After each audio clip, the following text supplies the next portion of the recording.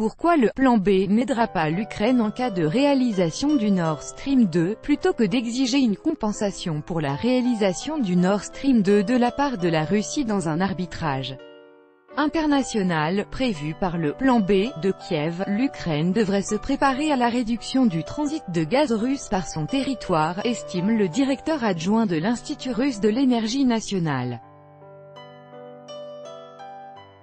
L'intention de Kiev, de demander 12 milliards de dollars, 10,5 milliards d'euros, à la Russie lors d'un arbitrage international pour compenser les pertes liées à la réalisation du Nord Stream 2, ne sert à rien, a affirmé à la chaîne de télévision RT le directeur adjoint de l'Institut russe de l'énergie nationale, Alexandre Frolov.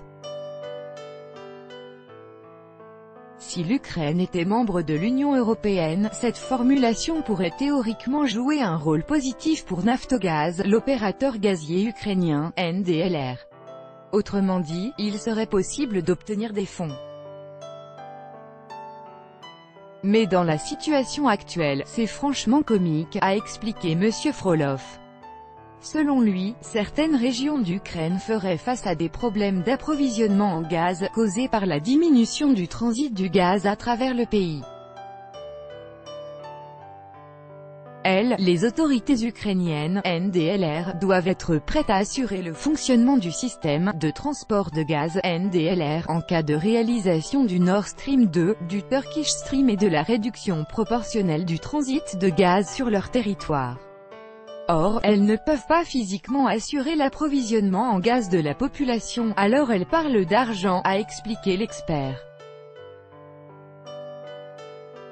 Ainsi, Kiev a besoin d'un autre « plan B », a-t-il ajouté. Le plan B ne devrait pas être une question d'argent, mais plutôt comment en assurer le fonctionnement lorsque les conditions technologiques changent. Ici, il s'agit de bluff, d'une tentative de détourner l'attention des questions vraiment importantes, a conclu l'interlocuteur de RT. Auparavant, le PDG de Naftogaz, Yuri Vitrenko, avait annoncé le lancement d'un « plan B » consistant à demander à Moscou la somme de 12 milliards de dollars par le recours à un arbitrage international.